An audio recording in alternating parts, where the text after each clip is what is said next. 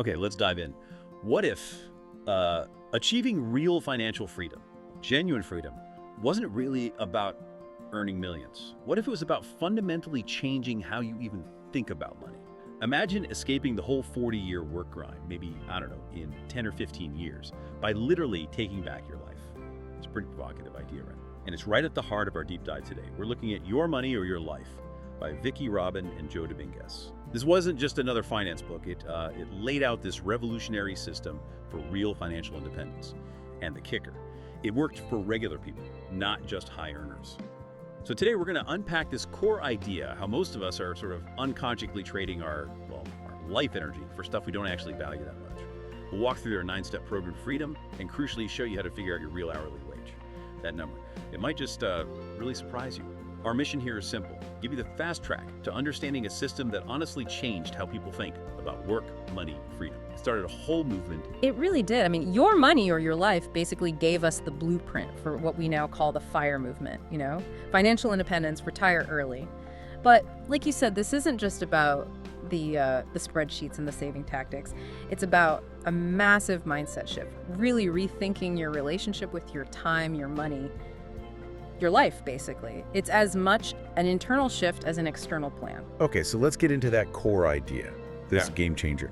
Money isn't just dollars and cents. It represents your life energy. Exactly. Think about it, right? You only have so much time, so much energy on this planet. It's finite. And every single hour you spend working, that's an hour of your life you've traded for money. But here's the blind spot they point out, and it's huge. Most of us never, ever calculate the real cost of that trade.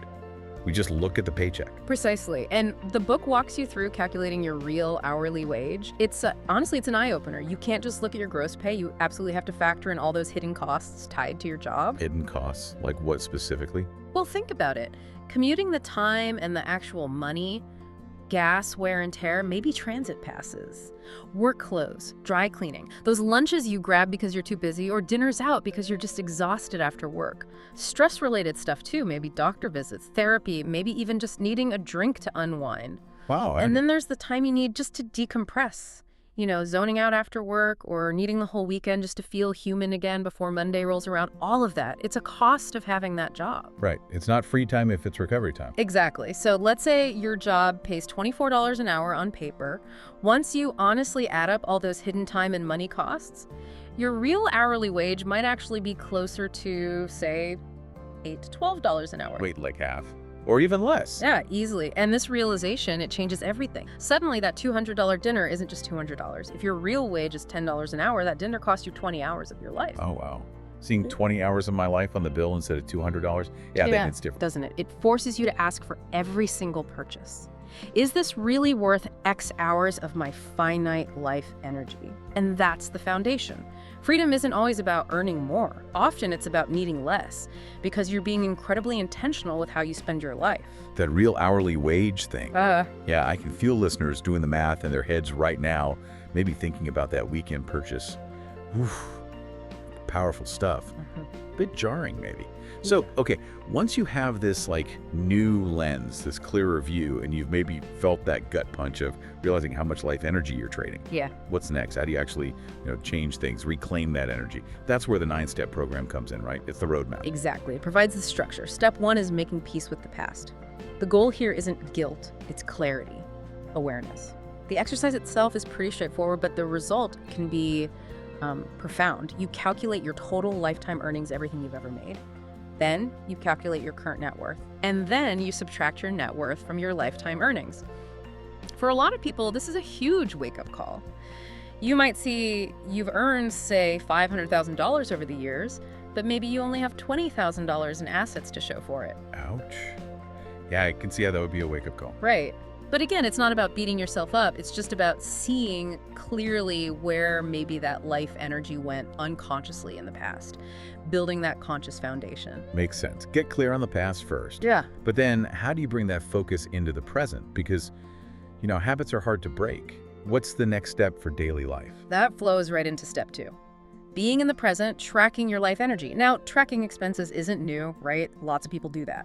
But here's the crucial twist. You track every single penny coming in and going out, but you convert it all into hours of life energy using that real hourly wage you calculated. Ah, okay. So Right. everything gets translated. Everything. This is where the awareness really deepens. Every transaction becomes a conscious trade. So it's not $100 on groceries anymore. It's 10 hours of my life energy went to groceries this week. That little magazine you grab at the checkout, suddenly you're asking, is this worth, say, 20 minutes of my life? It forces a different kind of evaluation.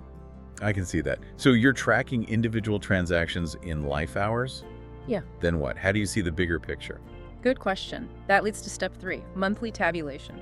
So each month you create a chart, a visual representation of all your income and all your expenses broken down by category. But again, everything listed in life energy hours. Visual chart, okay. Yeah, it makes your patterns really hard to ignore. And then comes the really powerful part. For each spending category on that chart, you ask yourself 3 specific questions. These are like diagnostic tools for your spending. First, did I receive fulfillment, satisfaction, and value in proportion to the life energy I spent? Okay, proportion. Value for life energy. Second, is this spending actually in alignment with my personal values and my life purpose? Ooh, values. That's deep. And third, this one's a biggie. How might the spending change if I didn't actually have to work for a living? Wow, okay. Those do sound transformative. That third one especially. But, asking, is this aligned with my values? That could feel heavy. Maybe discouraging if you find out a lot of your spending isn't aligned. Does step 4 just tell you to slash everything immediately? Or is it more nuanced? That's a really important point. Step 4 is specifically about digging into the power of those 3 questions. And no, it's absolutely not about sudden, drastic cuts or judgment. Question 1 just helps you sort out what spending genuinely brings you joy versus the stuff you barely remember buying or even regret. It's about discernment. Question 2 pushes you to align with your real values, not, what society or ads tell you should be valuable. And yeah, that third question, how would this change if I didn't need the job? That's often the most revealing. It uncovers how much spending is just compensation. Rewards for putting up with work, buying convenience because you lack time, maybe status symbols tied to your career. Compensation spending. Yeah, I get that. The whole point, though, is just getting conscious, seeing clearly. It's not about self-criticism. Okay, so consciousness, Yeah. not judgment. To really solidify that clarity, make it unavoidable, what's the next practical step they suggest? To really drive it home, step 5 is making life energy visible. This means creating a big, simple wall chart. Think of it like a visual diary of your finances, but in life, energy hours. You track your monthly income and expenses on this chart over time.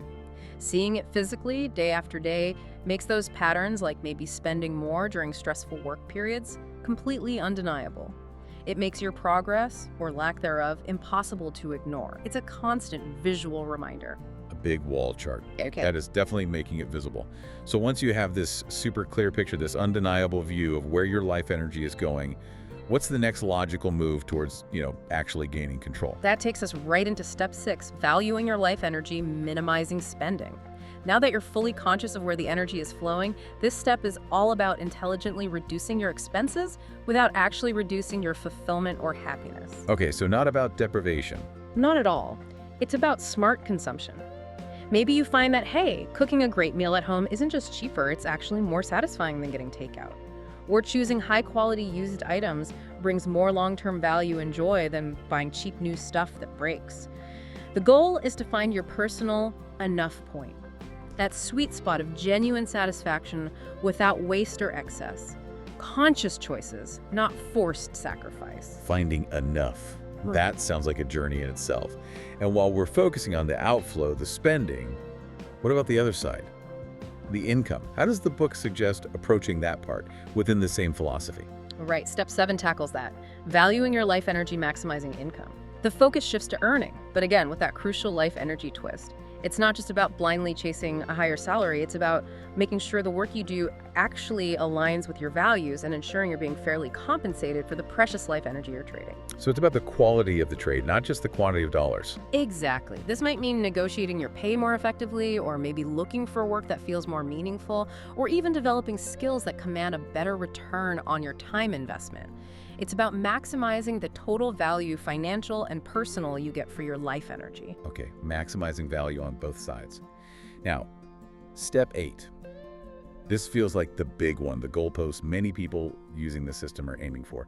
The crossover point. Tell us about that. What is it? Yes, the crossover point, this is the magic moment. It's defined as the point where the income generated by your investments equals or exceeds your monthly expenses.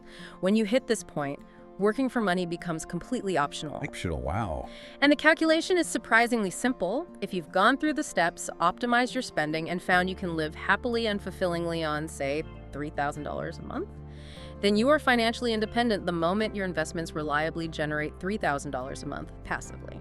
So it's not about needing millions in the bank necessarily. Not necessarily. It's about having enough capital invested to cover your specific, optimized, value-aligned expenses. It completely reframes what being rich or independent means. It's about freedom, not just accumulation. Freedom, got it. And once someone reaches that amazing crossover point, what's the final step to kind of lock it in?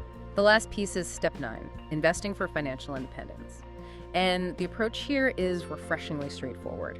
The authors strongly advocate for simple, safe, and generally conservative investment strategies. Think things like government treasury bonds, maybe low-cost, broad market index funds.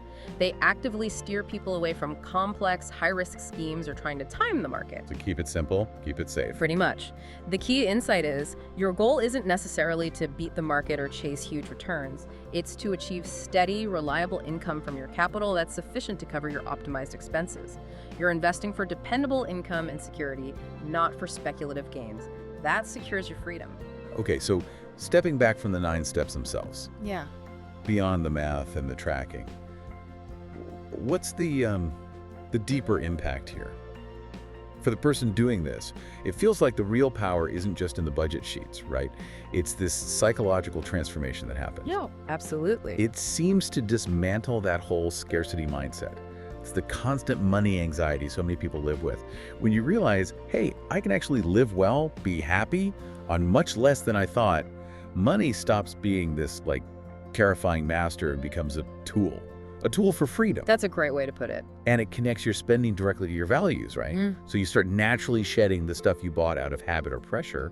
Plus it highlights that compensation spending, how much we buy just because our jobs are stressful or unfulfilling. Address the job issue or gain independence from it, and suddenly a whole chunk of expenses might just vanish. Financial independence becomes about having enough, and enough is often way, way less than people imagine. And that psychological piece ties directly into the FIRE movement, which, as we said, Your Money or Your Life really sparked. It's really important to understand, though, that FIRE isn't always about quitting work to sit on a beach forever. Though, hey, maybe for some. More often, it's about retiring from work you have to do, work you don't love, so you can retire to work you want to do, pursue passions, projects, but without the financial pressure hanging over you. Retiring to something, not just from something. Exactly. You see people who reach FI through this method become artists, start charities, teach part-time, launch passion businesses, things they love, now funded by their investments. The real goal is that freedom of choice, aligning your days with what truly matters to you. Okay, this all sounds incredibly powerful, transformative even, but I can practically hear listeners thinking, okay, this sounds nice, but it's just too extreme. Or, come on, I have kids, a mortgage, I can't possibly live like some monk. These objections feel really common, right? They're incredibly common and totally understandable. And that's why the book stresses the philosophy as much as the steps. When people say it's too extreme or too frugal, it usually comes from a misunderstanding. It's not about self-inflicted misery or deprivation. It's about becoming conscious and cutting out the unconscious spending, the stuff that doesn't actually bring you value or joy anyway. It's optimizing for happiness, not stripping it away. Okay, but what about folks who genuinely feel strapped? People who think, I literally cannot spend less, or those with big responsibilities. That's where the system's flexibility shines. It really can work at any income level. It's not about hitting some absolute low spending number. It's about maximizing the gap between what comes in and what goes out, whatever those numbers are for you. Even with a modest income, if you apply extreme intentionality, you can create that gap and start building capital. And for worries about the future, what about inflation, market crashes, emergencies? The system encourages building safety margins. The focus on conservative investments helps smooth out bumps. And crucially, having lower expenses automatically makes you far more resilient to economic shocks than someone earning a lot but spending it all. Makes sense. Lower overhead means less vulnerability. What about the "I'd be bored" objection? If work isn't the center of my life, what do I do? Yeah, that's a common fear tied to identity. But the reality is, financial independence gives you the freedom to find and pursue truly meaningful work, projects, or hobbies without the pressure of needing a paycheck from them. Most people find they become more engaged, more creative, more productive when they're free from the constraints of a job they don't love. They find their real work. And lastly, you sometimes hear from high earners, "This isn't really for me, my lifestyle costs are high," but honestly, high earners often stand to gain the most. Clearly, how so? Because their potential for unconscious spending is usually much higher. The gap they can create between income and optimized expenses can be huge. Finding their enough point allows them to build capital incredibly quickly. Think about it. A doctor making $300 who gets intentional might reach FI faster than someone making $50K simply because they have more raw material to work with once they apply the principles. It's a framework for conscious choice, applicable to everyone. The proof is in the pudding, as they say. And the results are pretty inspiring. You hear these stories from all over the world, teachers hitting FI in their 40s, executives realizing they're actually happier living on a fraction of their big salaries, young people shaving decades off their working lives. And what I find fascinating is that people often report being happier not just when they reach the goal, but during the process itself. Yes. That act of aligning spending with values, taking control, it creates satisfaction right away. And the skills you learn, that consciousness, intentionality, value-based thinking, they spill over and improve other parts of your life too, right? Not just finances. Absolutely. It's a holistic shift. So, okay, for listeners thinking, all right, I'm intrigued. How do I actually start doing this? Here's a kind of quick start action plan. Week 1, just do that first calculation, your real hourly wage. Factor in commute time, work clothes, decompression time, all of it. Just seeing that number will likely shift your perspective immediately. Step 1, the real wage. Week 2, start tracking. All income, all expenses. But, and this is key, convert everything into those hours of life energy. Use an app, a notebook, whatever works. Just start translating dollars into time. Track and translate. Got it. Week 3, begin asking those 3 questions about your spending categories. Gently, no judgment. Did I get proportional value? Is this aligned with my values? Would I buy this if I didn't work? Just observe the answers that come up. Ask the questions. Observe. Week 4, look at your tracking and your answers. Identify maybe your top 3 spending areas that feel, well, least aligned or least satisfying. Then just start making small, conscious tweaks in those areas. Tiny changes add up. Small, conscious tweaks, not a total overhaul. Exactly. Month 2, if you're feeling ready, maybe create that wall chart. Make your financial life visible. Start thinking about what your crossover point number might look like. Month 3, based on everything you've learned about your own patterns and values, start actively optimizing. Look for ways to trim spending that don't reduce your joy, and maybe think about ways to increase the value you get for your work energy. And the most important thing, remember, it's a process. It's about growing consciousness, not achieving perfection overnight. Every single small step forward counts. That's great. Very actionable. So wrapping this up, the core message from your money or your life seems clear. True wealth isn't about having more and more money. It's about needing less because you're living more consciously. Financial independence isn't just a number you hit. It's the freedom, the actual freedom to make choices based on what truly matters to you, not based on financial fear. This deep dive hopefully gives you the tools to see how money can stop being something that controls you and instead become a tool that serves your values, your life.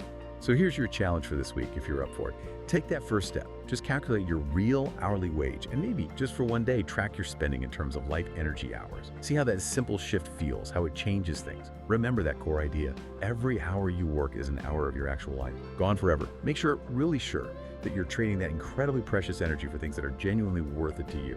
Your money or your life. At the end of the day, the choice really is yours.